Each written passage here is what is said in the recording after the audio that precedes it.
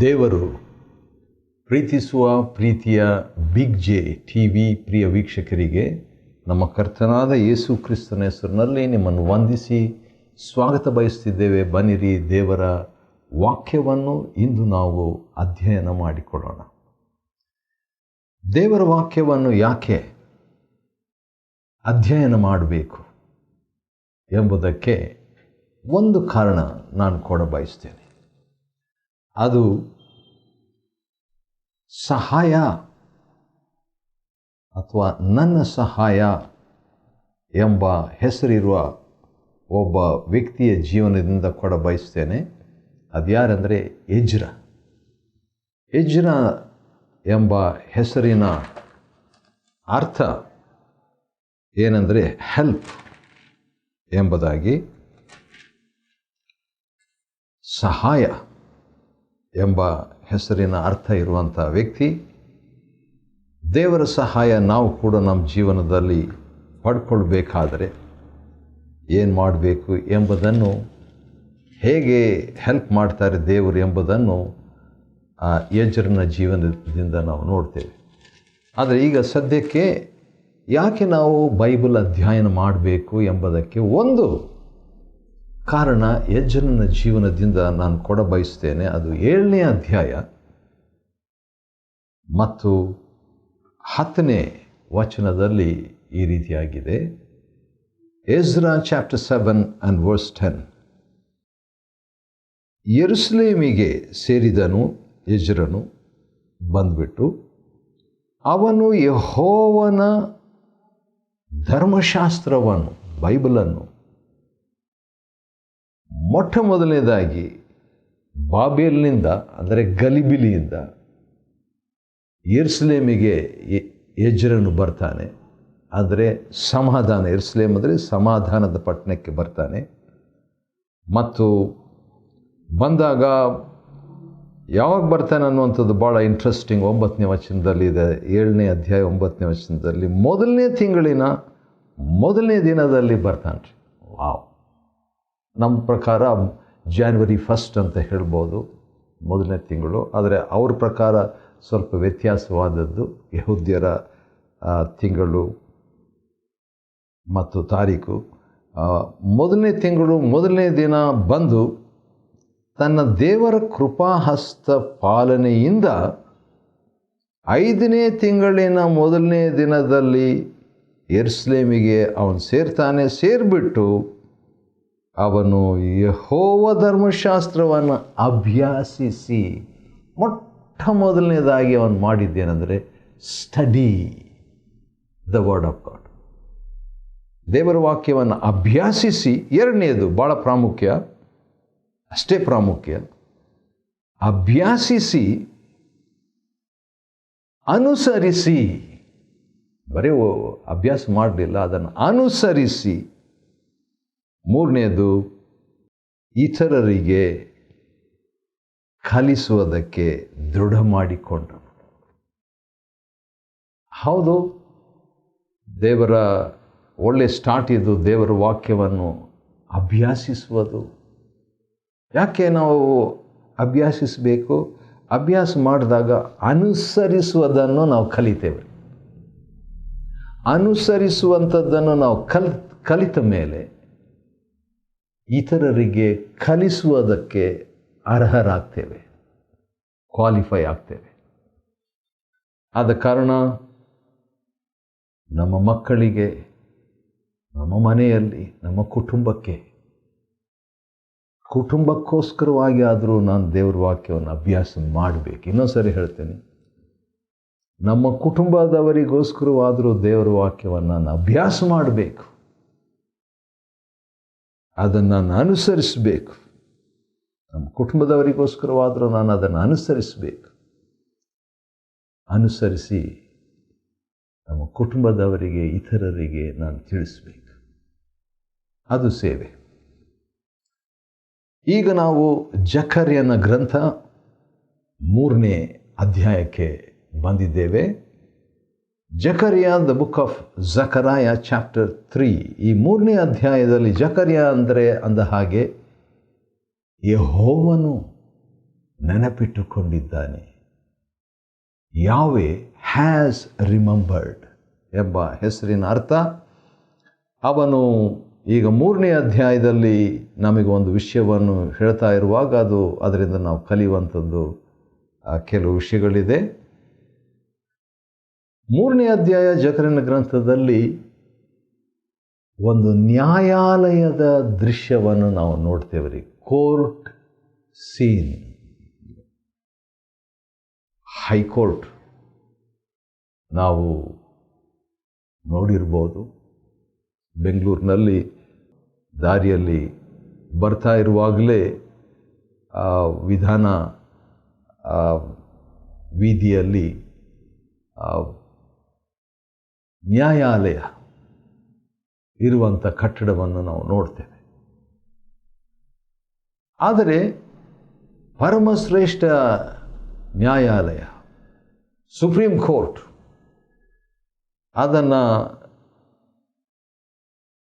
ಅದರ ಬಗ್ಗೆ ಹೇಳುವಾಗ ಅದು ಹೈಯೆಸ್ಟ್, ಉನ್ನತವಾದದ್ದು, ಬಹಳ ಗೌರವೀಯವಾದದ್ದು. ಮತ್ತು ದೊಡ್ಡ ದೊಡ್ಡ ಕೇಸುಗಳು, ವ್ಯಾಜ್ಯಗಳು ಅಲ್ಲಿ ಒಂದು ವೇಳೆ ಹೈಕೋರ್ಟ್ನಲ್ಲಿ ಏನಾದರೂ ಒಂದು ನಿರೀಕ್ಷಿಸಿದಂಥ ಒಂದು ವ್ಯಾಜ್ಯ ಸಿಗದಿದ್ದರೆ ನಾನು ಉಚ್ಚ ನ್ಯಾಯಾಲಯಕ್ಕೆ ಅಥವಾ ಉನ್ನತ ನ್ಯಾಯಾಲಯಕ್ಕೆ ಅಥವಾ ಪರಮಶ್ರೇಷ್ಠ ನ್ಯಾಯಾಲಯಕ್ಕೆ, ಸುಪ್ರೀಂ ಕೋರ್ಟ್ಗೆ ನಾನು ಹೋಗ್ತೇನೆ ಎಂಬುದಾಗಿ ಕೆಲವರು ತೀರ್ಮಾನ ಮಾಡ್ತಾರೆ. ಒಂದು ಹಂತದ ನ್ಯಾಯಾಲಯದಿಂದ ಇನ್ನೂ ದೊಡ್ಡ ನ್ಯಾಯಾಲಯ. ಇದನ್ನು ಯಾಕೆ ನಾನು ಹೇಳ್ತಿದ್ದೀನಿ ಅಂದರೆ, ಅದಕ್ಕಿಂತಲೂ ದೊಡ್ಡ ನ್ಯಾಯಾಲಯ ಒಂದಿದೆ, ದೇವರ ನ್ಯಾಯಾಲಯ. ಇಷ್ಟೆಲ್ಲ ನಾನು ಪರಿಚಯ ರೂಪದಲ್ಲಿ ಹೇಳಬೇಕಂದ್ರೆ 3ನೇ ಅಧ್ಯಾಯದಲ್ಲಿ ಒಂದು ಪರಲೋಕದ ನ್ಯಾಯಾಲಯದ ಒಂದು ದೃಶ್ಯವನ್ನು ನಾವು ನೋಡ್ಬೋದು. ಯಾರೂ ನೋಡಿರಲಿಕ್ಕಿಲ್ಲ, ಆದರೆ ಒಂದು ದಿವಸ ಎಲ್ಲರೂ ನೋಡ್ತೇವೆ. 3ನೇ ಅಧ್ಯಾಯದಲ್ಲಿ ಕೋರ್ಟ್ ಸೀನ್, ಜಡ್ಜ್, ನ್ಯಾಯಾಧಿಪತಿ, ತಂದೆಯಾದ ಮಹಾದೇವರು, ಯೆಹೋವನೆಂದರೆ ಇರುವಾತನೇ ಆಗಿದ್ದೇನೆ, ಎಂಥವನಾಗಿರುವನು ಅಂಥವನಾಗಿರುವೆನು, ಎಂಥವನಾಗಿ ಇದ್ದಾನೋ ಅಂಥವನಾಗಿಯೇ ಇರುವಾತನು, ಆತನ ಸ್ವಭಾವಕ್ಕೆ ಅನುಸಾರವಾಗಿ ಆತನು ಜಡ್ಜ್. ಮತ್ತು ಯೆಹೋಶುವನು ನಿಂತಿದ್ದಾನೆ. ಆ ಯೆಹೋಶುವನು ಹೌದು ಮಹಾಯಾಜಕನೇ, ಆದರೂ ಕೂಡ ಮನುಷ್ಯರನ್ನು ಪ್ರತಿನಿಧಿಸುವ ಮಹಾಯಾಜಕನು. ಹಾಗಾದರೆ ಇಸ್ರಾಯೇಲಿನ ಪ್ರತಿನಿಧಿ ಯೆಹೋಶುವನು ಅಂತ ಹೇಳಿದರೆ ಇಸ್ರಾಯೇಲ್ ಜನರನ್ನು ಪ್ರತಿನಿಧಿಸುವ ಆತನು, ಅಥವಾ ಸಭೆಯನ್ನು ಪ್ರತಿನಿಧಿಸುವ ಆತನು, ಹೊಸ ಒಡಂಬಡಿಕೆ ಸಭೆ. ಸರಿ, ಇವೆರಡು ಬೇಡ ಅಂತ ಹೇಳಿದರೆ ಇನ್ನೊಂದು ಸಿಂಪಲ್ ಆಗಿ ಹೇಳೋಣ, ನಮ್ಮನ್ನು ವಿಶ್ವಾಸಿಯನ್ನು ಪ್ರತಿನಿಧಿಸುವ ಆತನು ಈ ಯೆಹೋಶುವನು. ದೇವರು ನ್ಯಾಯಾಧಿಪತಿ, ಜಡ್ಜ್, ಮತ್ತು ಯೆಹೋಶುವನು ನಮ್ಮನ್ನು ಪ್ರತಿನಿಧಿಸುವ ಆತನು. ಇನ್ನೊಬ್ಬ ಆಪೋಸಿಷನ್ ಲೀಡರ್, ಒಬ್ಬನು ಲಾಯರ್ ಇದ್ದಾನೆ. ಅದು ಯಾರಂತ ಹೇಳಿದರೆ ಸೈತಾನನು. ವಾವ್, ಸೈತಾನನು ಕೂಡ ಬಂದುಬಿಟ್ಟಿದ್ದಾನೆ. ಕೋರ್ಟ್ ಸೀನ್, ನ್ಯಾಯಾಲಯದ ಒಂದು ಚಿತ್ರ, ಒಂದು ದೃಶ್ಯ.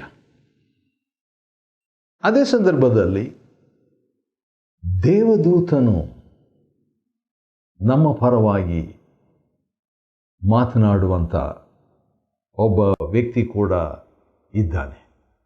ಒಂದು ರೀತಿಯಿಂದ ಆ ದೇವದೂತನು ನಮ್ಮ ಕರ್ತನಾದ ಯೇಸು ಕ್ರಿಸ್ತನಿಗೆ ಸೂಚಿತನಾಗಿರುವಾತನೇ.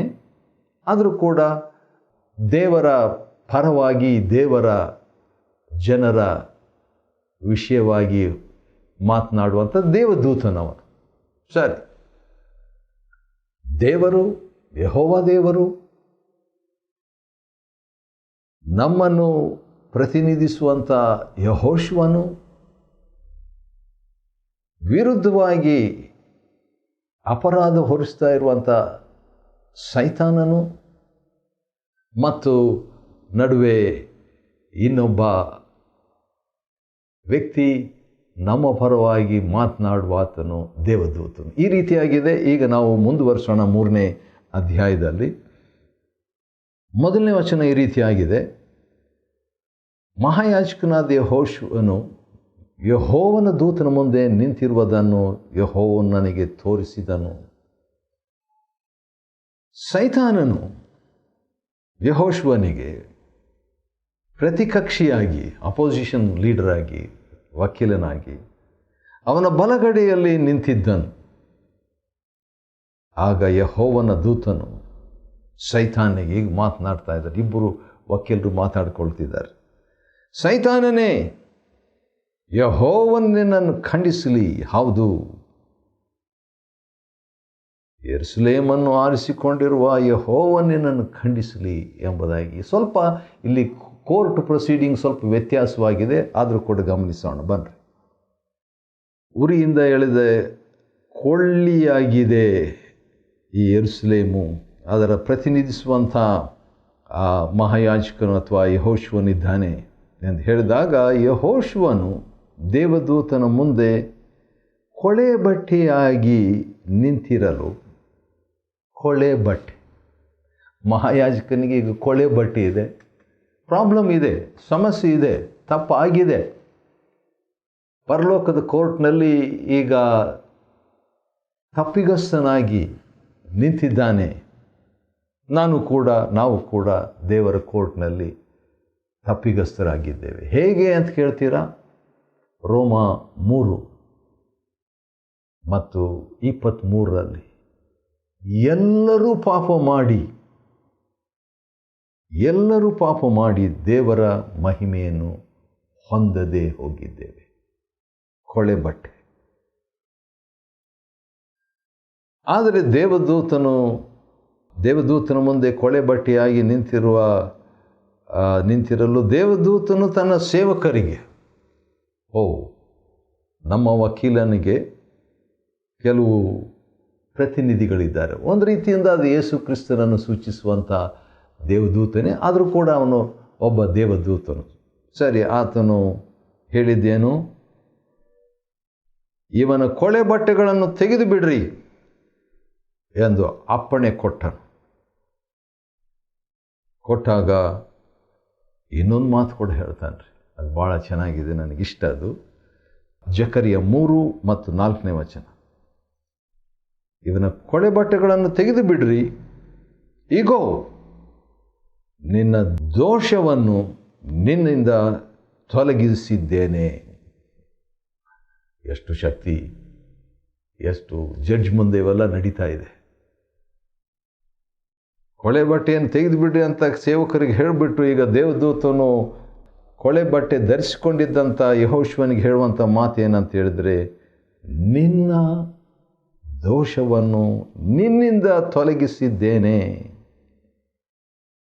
ಆ ರೀತಿಯಾಗಿ ಹೇಳಿಬಿಟ್ಟು ಇನ್ನೊಂದು ಮಾತು ಹೇಳ್ತಾನೆ ರೀ. ಏನದು? ನಿನಗೆ ಶ್ರೇಷ್ಠ ವಸ್ತ್ರವನ್ನು ತೊಡಿಸುವೇನು. ವಾವ್! ಇದು ಕ್ರಿಸ್ತನ ನೀತಿಯನ್ನು, ದ ರೈಚಸ್ನೆಸ್ ಆಫ್ ಕ್ರೈಸ್ಟ್, ಅದನ್ನು ಸೂಚಿಸ್ತದೆ. ಆ ರೀತಿಯಾಗಿ ಹೇಳಿಬಿಟ್ಟು 5ನೇ ವಚನ ಇನ್ನೂ ಸ್ವಲ್ಪ ಎಕ್ಸ್ಟ್ರಾ 3:5 ಜಕರಿಯ, ಇವನ ತಲೆಗೆ ಶುಭ್ರವಾದ ಮುಂಡಾಸವನ್ನು ಸುತ್ತಿರಿ. ಈಗ ಕೊಳೆ ವಸ್ತ್ರ ಧರಿಸಿಕೊಂಡಂಥ ಯೆಹೋಶುವನಿಗೆ ಭಾಳ ಸ್ಪೆಷಲ್ ಆಗಿ VIP ಆಗಿ ಶ್ರೇಷ್ಠ ವಸ್ತ್ರ ಪ್ಲಸ್ ತಲೆಗೆ ಮುಂಡಾಸ, ಶುಭ್ರವಾದ ಮುಂಡಾಸವನ್ನು ಹಾಕ್ಕೊಂಡಿದ್ದಾನೆ. ಅಪೋಸಿಷನ್ ಲಾಯರ್ಗೆ, ಸೈತಾನಿಗೆ ಏನು ಹೇಳಲಿಕ್ಕೆ ಆಗಲಿಲ್ಲ. ಯಾಕಂದರೆ ಏನು ಕಾಣ್ತಾ ಇಲ್ಲ, ಈಗ ದೋಷ ಕಾಣ್ತಾ ಇಲ್ಲ. ಅದೇ ಪ್ರಕಾರವಾಗಿ ಅದನ್ನು ಧರಿಸಿದ್ರು. ಆಗ ಯೆಹೋವನ ದೂತನು ಎದ್ದು ನಿಂತಿದ್ದನು. ನಮ್ಮ ವಕೀಲ ಎದ್ದು ನಿಂತುಕೊಂಡು ಯೆಹೋಶುವನಿಗೆ ಮಾತನ್ನು ಕೊಟ್ಟನೇನೆಂದರೆ, ಸೇನಾಧೀಶ್ವರ ಯೆಹೋವನಿಂತೆನ್ನುತ್ತಾನೆ. ವಾವ್! ಜಡ್ಜ್ ಈ ರೀತಿಯಾಗಿ ಹೇಳ್ತಾರೆ, ನೀನು ನನ್ನ ಮಾರ್ಗವನ್ನು ನಡೆದು ನಾನು ನಿನಗೆ ವಹಿಸಿದ ಪಾರುಪತ್ಯವನ್ನು ನೆರವೇರಿಸಿದರೆ ನನ್ನ ಆಲಯದ ಮುಖ್ಯಾಧಿಕಾರಿಯಾಗಿ ನನ್ನ ಪ್ರಾಕಾರಗಳನ್ನು ನೋಡಿಕೊಳ್ಳುವಿ. ಈ ಸನ್ನಿಧಾನ ದೂತರ ನಡುವೆ ಪ್ರವೇಶಿಸುವ ಹಕ್ಕನ್ನು ನಿನಗೆ ಕೊಡುವೆನು. ಪ್ರಮೋಷನ್. ಈಗ ಏನು ಶಿಕ್ಷೆ? ತಾನು ಯೆಹೋಶುವನು ನಿಂತಿದ್ದಾಗ ನನ್ನಲ್ಲಿ ಕೊಳೆ ಇದೆ, ನನ್ನ ತಲೆಯಲ್ಲಿ ಕೊಳೆ ಇದೆ, ನನಗೆ ದಂಡನೆ ಸಿಗ್ಬಹುದೇನು? ನ್ಯಾಯಾಲಯದಲ್ಲಿ ಜಡ್ಜ್ ಮುಖಾಂತರ ಅಂತ ಹೇಳಿದಾಗ ಜಡ್ಜ್ ಈಗ ಏನು ಮಾಡ್ತಾರೆ? ಇಲ್ಲ, ನಿನಗೆ ಪ್ರಮೋಷನ್. ಸನ್ನಿಧಾನ ದೂತರ ನಡುವೆ ಪ್ರವೇಶಿಸುವ ಹಕ್ಕು, ನಿನಗೆ ಹಕ್ಕು, ಬಾಧ್ಯತೆ, ಆಸ್ತಿ, ಪ್ರಮೋಷನ್, ಬಡ್ತಿ ಸಿಕ್ಕಿದೆ ಅಂತ ಹೇಳಿದಾಗ ಭಾಳ ಆಶ್ಚರ್ಯ. ಇವೆಲ್ಲ ಯಾವ ರೀತಿಯಾಗಿ ಆಗಿರಬೇಕು ಎಂಬುದಾಗಿ ನೋಡುವಾಗ ಒಂದು ಕ್ಲೂ, ಒಂದು ಸೂಚಿಯನ್ನು 8ನೇ ವಚನದಲ್ಲಿ, ಮಹಾಯಾಜಕನಾದ ಯೆಹೋಶುವನೇ, ನೀನು ನಿನ್ನ ಮುಂದೆ ಕೂತುಕೊಳ್ಳುವ ನಿನ್ನ ಸಹಕಾರಿಗಳು ಕೇಳಿರಿ. ಈ ಪ್ರಮೋಷನ್ ಸಿಕ್ತಲ್ಲ, ಹೇಗೆ ಸಿಗ್ತದೋ? ಈಗೋ ಮೊಳಿಕೆ ಎಂಬ, ಜಕರ್ಯ 3ನೇ ಅಧ್ಯಾಯ 8ನೇ ವಚನ. ಭಾಳ ಈಗ ಕ್ಲೈಮ್ಯಾಕ್ಸ್ಗೆ ಹೋಗಿದೆ, ತುದಿಗೆ ಹೋಗಿದೆ. ಕೋರ್ಟ್ ಸೀನು, ಪರಲೋಕದ ಕೋರ್ಟ್ನಲ್ಲಿ ಏನು ನಡೀತಿದೆ ಅಂತ ನೋಡೋಣ ಅಂತ ಹೇಳುವಾಗ ಒಂದು ವಿಷಯ ಹೇಳಲಿಕ್ಕೆ ಬಂದಿದೆ. ಅದೇನಾದರೆ, ಈಗೋ ಮೊಳಿಕೆ ಎಂಬ ನನ್ನ ಸೇವಕನನ್ನು ಹೊರಡಿಸುತ್ತೇನೆಂಬುದಕ್ಕೆ ಇವರೇ ಮುಂಗುರುತು. ಈ ಮೊಳಿಕೆ ಯಾರಂದರೆ ಯೇಸು ಕ್ರಿಸ್ತ. ವಾವ್! ಯೇಸು ಕ್ರಿಸ್ತನಿಗೆ ಸುಮಾರು 200 ವಿಶೇಷವಾದ ಹೆಸರುಗಳಿದೆ, ಶಿರೋನಾಮೆಗಳಿದೆ. ಅದರಲ್ಲಿ ಒಂದು ಮೊಳಿಕೆ, ಬ್ರ್ಯಾಂಚ್. ವಿಷಯವನ್ನೇ ಬದಲಾಯಿಸುವನು, ಕೋರ್ಟ್ ಸೀನನ್ನೇ ಬದಲಾಯಿಸುವ ಆತನು, ಮುಂದುವರಿಸುವ ಆತನು. ಮೊಳಿಕೆ ಎಂಬ ದೇವರ ಸೇವಕನು. ಆತನ ಬಗ್ಗೆ ಹೇಳಿಬಿಟ್ಟು, ಹೌದು ನಾನೇ ಅದರಲ್ಲಿ ಕೆತ್ತುವೆನು, ಇದು ಸೇನಾಧೀಶ್ವರ ಯೆಹೋವನ ನುಡಿ. ಇದನ್ನು ಯಾವ ರೀತಿಯಾಗಿ ಮಾಡ್ತಾನೆ ಅಂತ ಹೇಳಿದ್ರೆ, ನನಗೆ ಭಾಳ ಉತ್ತೇಜನವಾದಂಥ ಒಂದು ವಾಕ್ಯ. ಒಂದೇ ದಿನದೊಳಗೆ ದೇಶದ ಪಾಪವನ್ನು ಪರಿಹರಿಸುವನು. ವಾವ್! ಹೇಗೆ ದೇವರು ಒಂದೇ ದಿನದಲ್ಲಿ ಇಡೀ ದೇಶದ ಜನರು, ಒಬ್ಬ ವ್ಯಕ್ತಿಯ ಪಾಪನೇ ಕೋಟ್ಯಾಂತರ ಪಾಪಗಳಿರ್ತದೆ, ಆದರೆ ಕೋಟ್ಯಾಂತರ ಜನರ ಕೋಟ್ಯಾಂತರ ಪಾಪಗಳನ್ನು ಒಂದೇ ದಿನದೊಳಗೆ ಪರಿಹರಿಸುವುದು ಹೇಗೆ? ತಂದೆ ದೇವರು ಹೇಳುತ್ತಿದ್ದಾರೆ. ಹೇಗೆ ಪರಿಹರಿಸ್ತಾರೆ? ಯೇಸು ಕ್ರಿಸ್ತನ ಮುಖಾಂತರ. ಇಬ್ರಿಯ 10:14 ಪ್ರಕಾರ ಒಂದೇ ಸಾರಿ ನಿತ್ಯವಾಗಿ ತನ್ನ ರಕ್ತವನ್ನು ಸುರಿಸಿ ನಮಗೆ ನಿತ್ಯ ವಿಮೋಚನೆಯನ್ನು ತಂದದ್ರ ಮುಖಾಂತರವಾಗಿ ಕೋರ್ಟ್, ಶುಭ ವರ್ತಮಾನದ ಒಂದು ಕೋರ್ಟ್ ಆಯಿತು. ಜಕರ್ಯನ ಗ್ರಂಥ 3ನೇ ಅಧ್ಯಾಯವನ್ನು ಅಧ್ಯಯನ ಮಾಡಿಕೊಳ್ಳುವಂತೆ ದೇವರು ಕೊಟ್ಟ ಕೃಪೆಗಾಗಿ ಆತನಿಗೆ ಸ್ತೋತ್ರವಾಗಲಿ. ದೇವರು ನಿಮ್ಮನ್ನು ಆಶೀರ್ವದಿಸಲಿ.